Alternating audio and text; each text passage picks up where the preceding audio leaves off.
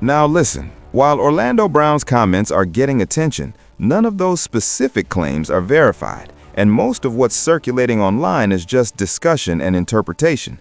But what it has done is reopen a bigger conversation about how cities like Atlanta are perceived, especially because it's such a major hub for music, culture, and entertainment.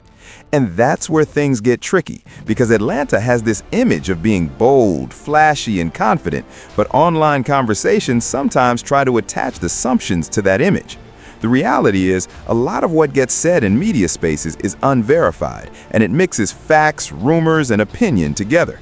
So at the end of the day, the real focus should be awareness, support, and understanding what's actually confirmed. Because once narratives start spreading online, they can quickly turn into something way bigger than the facts themselves. Single woman in Atlanta dating, you need to follow this page called Don't Date Him Atlanta. Most of them, if not all of them, have some type of STD, STI. This particular story about this guy, he's a cross-dresser. Listen to this. We're all over the place right now, so stay with me because this gets deep.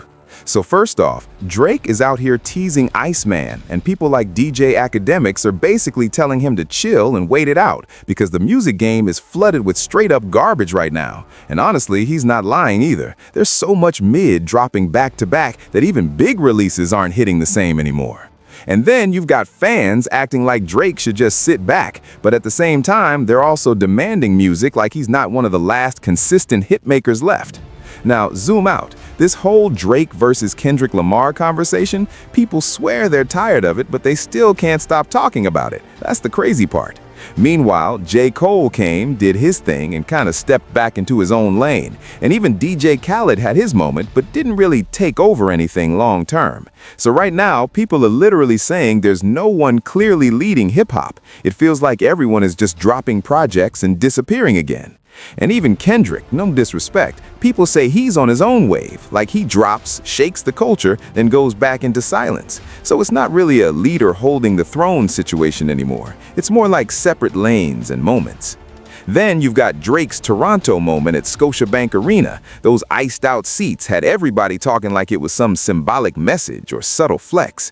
Academics even joked that Drake could wait until 2027 to drop. But let's be real, nobody actually believes he's waiting that long. The anticipation is way too high for that. Now, shifting gears completely, Pooh Shiesty gets brought into the conversation again, especially when people start talking about street situations and legal outcomes.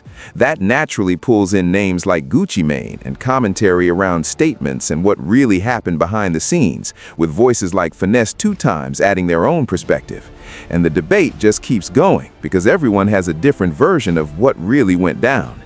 Then you've got music content flipping the vibe again. Fabulous jumping on the WYFL remix wave, and Remy Ma bringing her own energy to it with that aggressive twist that got people talking. Even Papoose got mentioned in the mix, which added even more tension to an already viral trend. But let's be real, these remix waves come and go fast, and this one already started fading, even though artists are still trying to ride it out. Now, hold up, things take a serious turn. Reports come out about influencer Ashley Janae being found dead in a hotel in Tanzania, and the internet immediately goes into full speculation mode. People start building theories, assumptions, and narratives, but the reality is nothing is officially confirmed yet. It's still a developing situation, and there's a lot of unknowns, so everything online right now is basically rumor-driven commentary and interpretation rather than fact. Then it flips again. Ruby Rose makes serious allegations involving an incident with Katy Perry at a nightclub, and that instantly becomes another viral talking point.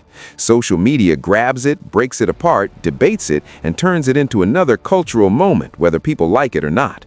And just when you think the headlines slow down, Floyd Mayweather pops back into financial controversy again, with reports of unpaid bills and legal issues stacking up, and people react the same way every time. Shock on one side, jokes on the other, but it keeps his name constantly in circulation. Then you've got Justin Bieber doing something completely different at Coachella.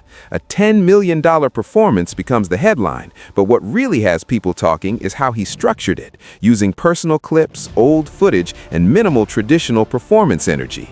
Instead of just a concert, it turned into more of a personal experience, almost like a visual story of his life playing out on stage. And finally, Waka Flocka Flame is out here speaking directly to younger artists, basically warning them about how they're moving in the industry and calling out how some careers are being built. Whether people agree or not, his message is coming from that been there, seen it all perspective, and he's not sugarcoating anything.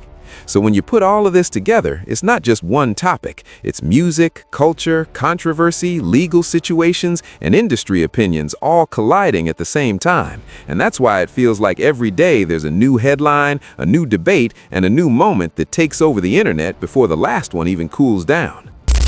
It's people that work for me. But when I look at you a certain way, if I look at you, if I meet you and you, it's like, okay, if I meet you and you portraying that you a man, and you not, I don't got nothing against people. Yeah, look, you know what I'm saying? If you portraying a certain thing, you deceiving. Right? Yeah. I can't look at you the same. Yeah. I ain't mad at you for being. So what? Everybody, whoever they, so what, nigga? Mm-hmm. I don't got no problem with people. People work for me right now. Yeah. I'm damn near around people. And when you combine that with ongoing rumors and commentary, some individuals start pointing to Young Thug as an example of how quickly public narratives can evolve. Orlando Brown has also made similar claims in the past, but again, nothing has been verified, and it's important to treat it as opinion rather than fact. Now, shifting to Lil Baby, he's also been pulled into recent online conversations after appearing at a high-profile event alongside Michael Rubin. Clips and photos from that night spread fast, and people started interpreting everything from his presence to his energy in different ways. More recently, a performance video of him also went viral, with fans debating his outfit choices and overall stage presentation. And it's not just Young Thug and Lil Baby. Over time, a lot of Atlanta artists, including Playboi Carti, Soulja Boy, Ludacris, and Lil Scrappy, have all faced waves of rumors about their personal lives at different stages of their careers. These claims keep resurfacing online, with some people arguing it's been part of hip-hop culture conversations for years. Because they work for me. I don't got no problem with them. I don't hate that I even brought this shit. I don't want you to take it out, but I hate I even brought it up. Because I don't even want the LGBT. I don't even want that community to even think that I'm against them. Because online discussions bring up a few different theories. Some point to long-standing cultural expectations in certain communities, where maintaining a strong public image has always been seen as important, which can lead to people keeping parts of their private lives hidden. Others say it's just the size and influence of Atlanta as a major cultural hub in music and entertainment, where all kinds of lifestyles intersect and don't always align publicly. And because of that, some commentators suggest the entertainment industry itself adds another layer of pressure, where artists feel like they have to carefully manage how they're seen in order to protect their careers and reputation. But listen, these ideas are still opinions and not confirmed facts, even though they spread widely across social media and media commentary spaces. Now, when you combine ongoing rumors, public health concerns, and viral commentary from figures like Orlando Brown, it starts forming a bigger narrative that people online try to piece together in real time. But the reality is, most of it is still unverified, and experts continue to emphasize something simple: stick to confirmed information, focus on awareness, and keep the conversation responsible instead of letting speculation take over. And your image, they know you a man of God supposedly, right? Right? But if you a true man of God, you would have told that man he looked like a homosexual walking. You made that shit okay. And that's what they trying to do. Use us to promote their agenda. That shit is not okay, and I'm not a man of God if I don't tell you, you pussy ass nigga, that you let that shit. This is where things get tricky, because that rapid cycle blurs the line between verified facts and assumptions. People start taking short fragments of content and building entire narratives around them, even when there's no confirmed evidence supporting those claims. As a result, public figures often end up at the center of conversations that grow way beyond what actually happened. In a place like Atlanta, where the entertainment scene is already under constant attention, this effect hits even harder.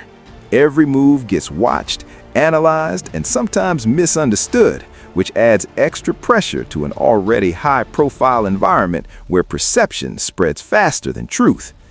At the same time, public health experts continue to emphasize something important: focus on real solutions, not speculation. Efforts around education, testing access, and community outreach remain key priorities when dealing with health concerns in major cities, including Atlanta. These programs are built on actual data and research, aiming to reduce stigma and encourage more open, informed conversations about health.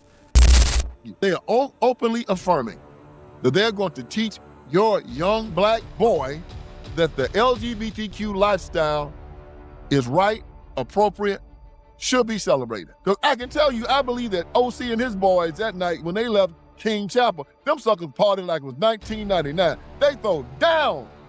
Might have some of your little sons with them throwing down with them. They weren't throwing down with girls, that's for sure. Oh man, that's depressing. And you gonna send your child to Morehouse College? At the same time, here's where it gets interesting. The entertainment industry continues to evolve, especially around image and branding in places like Atlanta. Artists today are moving in a space where authenticity is highly valued, but public perception still heavily influences career success. And hold up, that balance can get complicated fast. Because of that, every detail starts to matter more than ever. Interviews, fashion choices, public appearances, everything can get pulled into a larger narrative, whether it was intended or not. Fans and critics break these moments down in real time, sometimes drawing conclusions that go way beyond what is actually confirmed. And that's why this cycle keeps repeating. Once a narrative forms online, it tends to stay alive, even when there's little concrete evidence behind it. It becomes part of the broader conversation, blending perception, interpretation, and speculation in a way that's hard to separate once it spreads.